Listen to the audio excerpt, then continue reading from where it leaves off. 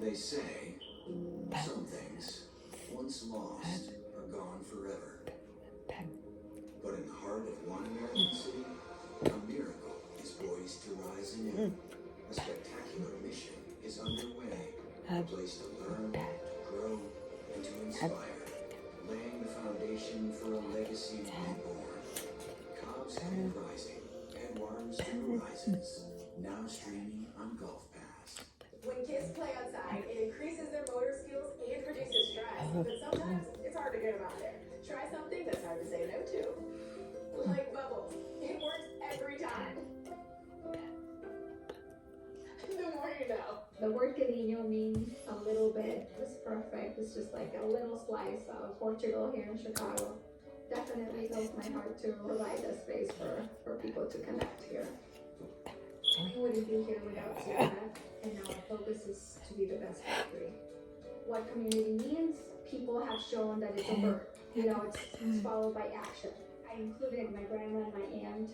I cook and bake with a lot of love. Learn more at crfusa.com. I'll take a mulligan. Means that's it.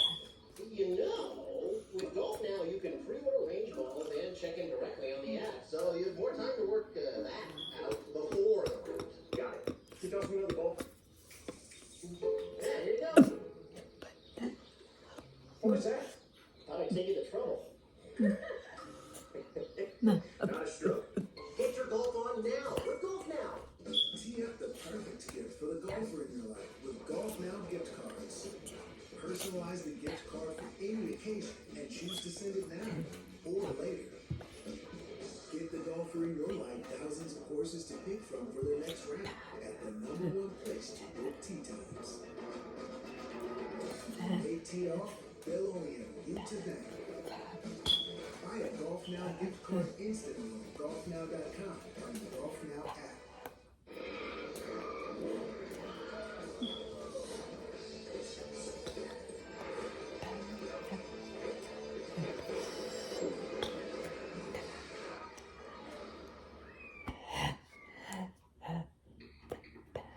I told Pete we should use some of these dangerous cities as training grounds for our military, National Guard, but military.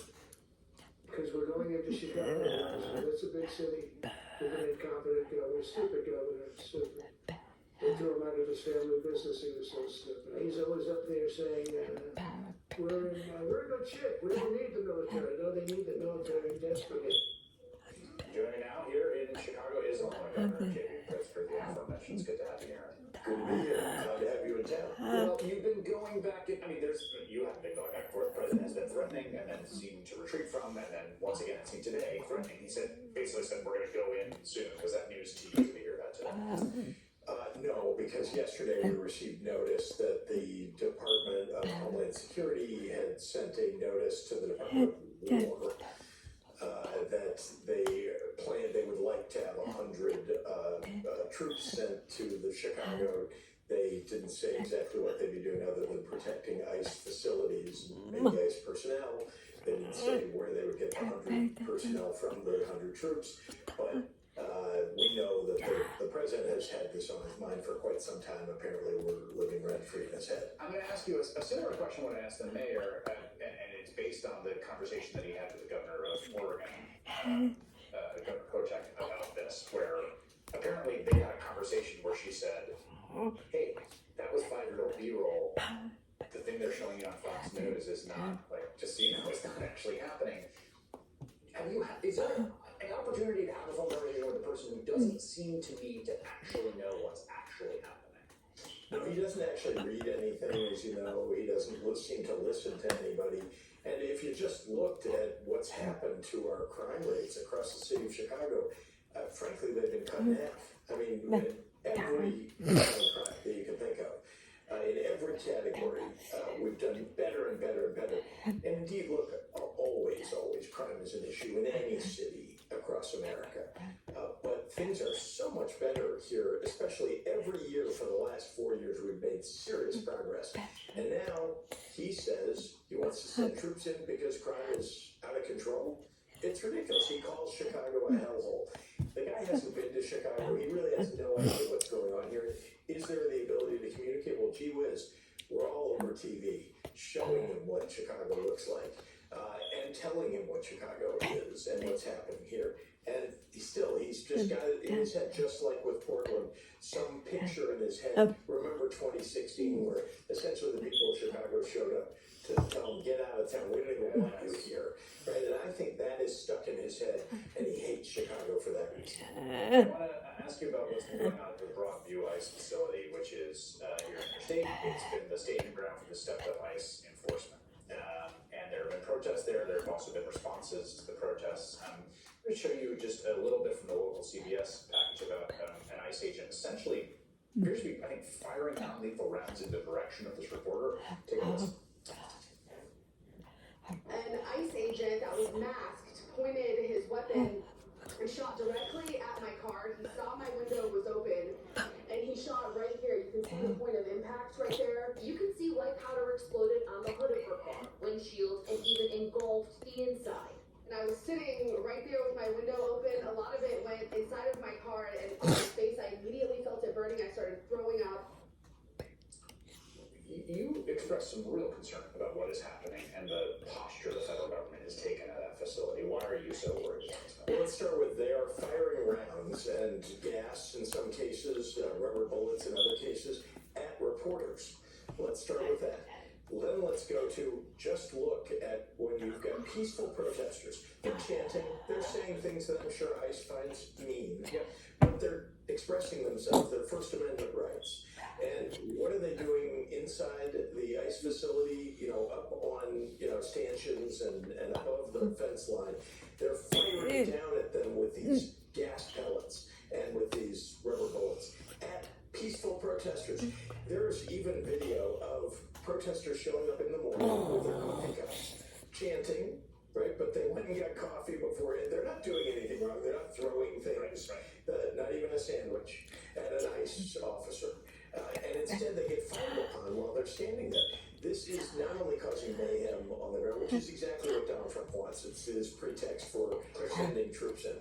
But it's also disrupting an entire village. Am I right that the local police are now considering charges against some ICE agents or have talked about this, right? I mean, there's also law enforcement challenges have now been brought up to local law enforcement officials in this area who now have to manage this. And it's very unclear whether they actually can bring those charges, but they have talked to Illinois State Police and to the Attorney General's office. The reality is that there are private attorneys out there that are working, there are organizations, ACLU and others, who are working to bring lawsuits against ICE on behalf of individuals who have been fired upon. That is actually a very helpful thing for ICE to see, because while there are challenges with state and local law enforcement, going after criminal activity, things that I would consider criminal activity by feds, the private lawyers are able to do much, much more. Final question for you here is, what is the takeaway here about how you and the officials here and the mayor and everyone have sort of responded to these threats? What do you hope to see happen as the outcome here? What are the takeaways for people right now as he seems to be happening in Los Angeles, he's threatening other cities, you've been in the crosshairs as well. Well, he's clearly going after multiple cities now at the same time, like Portland and Chicago together. He went after Los Angeles, he's gone after Washington, D.C. This is all in an effort to militarize our cities. We stood together, our business community, our clergy, our nonprofit organizations, elected officials together, and some Republicans standing together in front of the camera to say, look at our beautiful city. We have challenges like other cities, but we're not even in the top 25 in terms of crime. So this really isn't about crime. And remember that we don't want you here. Go somewhere where they might invite you. But here in Chicago, here in the state of Illinois, we don't want you. Illinois Governor J.B. Pritzker, thank you so much. Thank you. Good to see you. Senator Ruben Gallego will join me on today's wild scene in front of the top military press. It's next.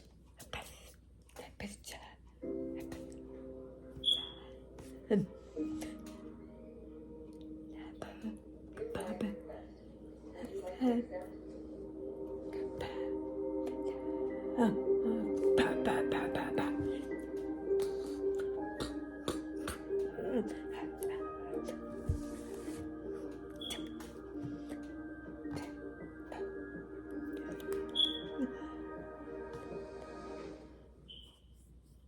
in 5 U.S. adults lives with a mental illness. Someone in your family, friend group, or coworker could be fighting the silent battle. Let's shed light on the conversation around mental health and get comfortable being uncomfortable. Because the more you talk about mental health, the more you know. Caregivers deserve a trophy or a tropical vacation. At the very least, they deserve our thanks because what they do is essential for the continued quality of life for so many. So share your appreciation today. The more you know. You don't have to have a loved one in need to be a caregiver. Check in with organizations in your area to learn about ways to help others. Things like giving rides and delivering meals. There are likely lots of ways to give your care. And hey, thank you. The more you know. The word que email means a little bit is perfect. It's just like a little slice of Portugal here in Chicago. Definitely fills my heart to provide a space for people to connect here. I wouldn't be here without CRF, and our focus is to be the best bakery. What community means, people have shown that it's a verb. You know, it's followed by action. I included my grandma and my aunt. I cook and bake with a lot of love. Learn more at crfusa.com. I have one. I have one too. I'd be so lost without one. You're talking about mentors, right? Yes, a mentor can guide you, Support you. and unlock your potential. Being a mentor can be just as life-changing. You can create opportunities. And inspire the next generation. Helping someone find their path can transform your own. So find a mentor. Or become one. Wait, can I do both? You know what? Let me ask my mentor. Of course you can. Bring someone along on your journey and see where it takes you. The more you know. Ready for a round? The Govt Now app makes it easy. Easy to find a course that fits your schedule and fits the way you play. It's the easiest way to see what real golfers think. To get your friends to go along and to pay and check in right from there. Save your favorites, discover new ones, and get out on the course with the app trusted by over 3 million golfers. Govt Now. Go play. Did you know that mentoring leads to personal growth, improves leadership skills, increases job satisfaction, and decreases anxiety? And that's just for you. So, imagine all it does for the person you're mentoring. The more you know. What happens to things we've outgrown? Sometimes they become part of someone else's beginning. Because even the smallest gesture can spark something beautiful. Abundance of joy, every shared moment,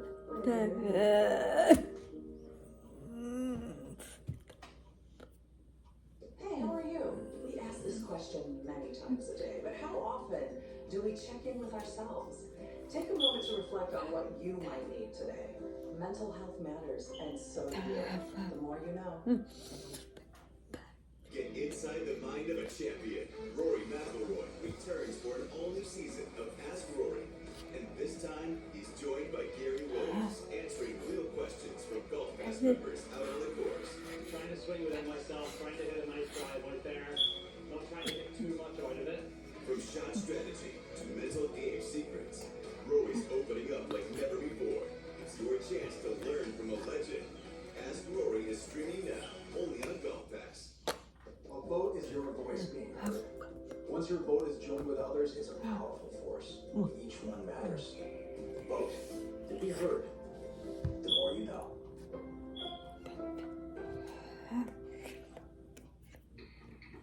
An entire generation of generals and admirals were told that they must parrot the insane fallacy that, quote, our diversity is our strength. Of course, we know our unity is our strength. They had to put out dizzying DEI and LGBTQI plus statements. They were told females and males are the same thing. Or that males who think they're females totally normal. They were told that we need a green fleet and electric tanks. They were told to kick out Americans who refuse an emergency vaccine. They followed civilian policies set by foolish and reckless political leaders. Senator Ruben Gaudet, Democrat of Arizona, is also a Marine Corps veteran who served in Iraq, and he joins me. Senator, I think if that speech had been given at a campaign rally or had been like a Fox News commentary, that would be one thing. But to summon 800 military commanders, including top generals, today for those two speeches, as someone who served this country, what was your reaction? So what the hell is that all about? So he plans this whole thing, he puts out the American flag behind him, but then also doesn't even memorize the speech, has to read from a teleprompter, keep looking up and down. He was essentially trying to be MacArthur, but actually was totally ruining it. I mean, this is a very small man. Pete has a very small man personality for someone who probably is tall, and is using this world stage to try to improve himself, which probably wouldn't matter except the fact that you are actually eroding the trust in the military, the U.S. military, the mightiest military in the world, and trying to make it more political. The fact that the reason why the United States population, everyday citizens, love the United States military, trust the United States military, is because it is so apolitical. These guys are dragging it down and making it worse and worse every day by making it more political, just because he has something to make up for, some shortcomings, and this is the kind of stuff he does. There struck me as something quite insidious about such a partisan speech, particularly about the president, talking about enemies within, talking about war on... But that's a different speech, absolutely, that's horrible. Yeah, war on American citizens, and that we're gonna, I mean, it really feels, and I don't want to sound paranoid, but it really feels like trying to lay the rhetorical and conceptual groundwork to turn the U.S. military onto Americans with violence and lethal force. How did it sound? It sounded like they're trying to condition some of these generals to the idea that they should be using the U.S. military to enforce the political agenda of this president. It's not going to work. I don't think what Pete or the president understands is the professionalism, not necessarily of these officers, but of the everyday military man. To some degree, they're going to listen to rules, but they're not going to turn guns against their fellow neighbors. And they want to talk about diversity and diversity this and how diversity is awful. Look, you have no choice. The military is diverse. I was in the United States Marine Corps, a proud infantryman in the United States Marine Corps. We're a very, very diverse force. You're not going to end up seeing a very diverse force of people that have joined because they love their country, turn against their fellow citizens. And these generals also know Trump's going to be gone someday. And he can pardon all he wants, but someday they're going to have to answer to civilian leadership. They're going to have to answer to their family members if they end up turning their guns on U.S. citizens. And it doesn't end well. At the end of the day, and I saw this when I was in Iraq, I was in some very hard situations. I was in, some of the cities that were, 100%, Iraqi Sunnis, and I was not the welcome guest there. We knew, as U.S. Marines, seeing combat every day, that it was our best chance of survival, not having the whole village, the whole towns of 50,000, 100,000 people trying against us, is for us to be even killed with what we did and how we treated everybody. If this president, who again is an idiot, doesn't understand how the military works, has zero understanding about this. I think his concept of the military is playing with G.I. Joes growing up and watching movies that are not based on how real war is, and I don't think Pete's that much far behind.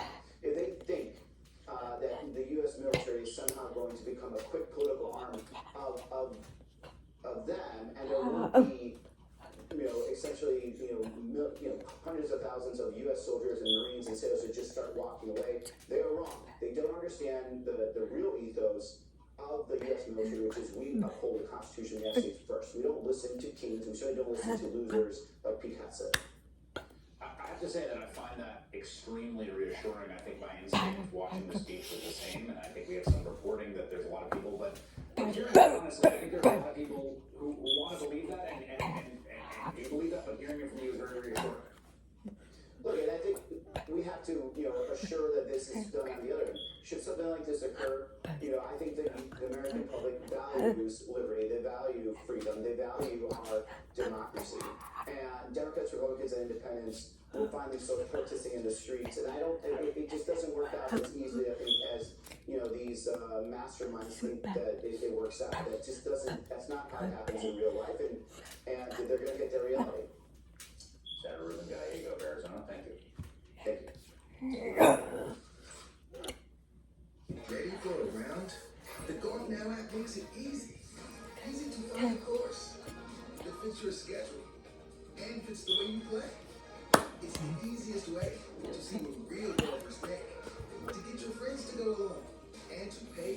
here, right from the app. Save your favorites. Discover new ones. Get out on the course with the app trusted by over 3 million golfers. Golf now. Go play. Still dealing with moderate to severe ulcerative colitis or Crohn's disease symptoms despite treatment? Put them in check with Rinvoq. Rinvoq works differently and it's a once daily pill. When symptoms try to take control, I got rapid relief with Rinvoq. Check. Rinvoq helped visibly repair my intestinal lining. Check. I got lasting remission with Rinvoq. Check. Rapid symptom relief. Visible repair of the intestinal lining. And lasting steroid-free remission. Check, check, and check. Rinvoq can lower ability to fight infections. Before treatment, test for TB and do blood work. Serious infections, blood clots, some fatal.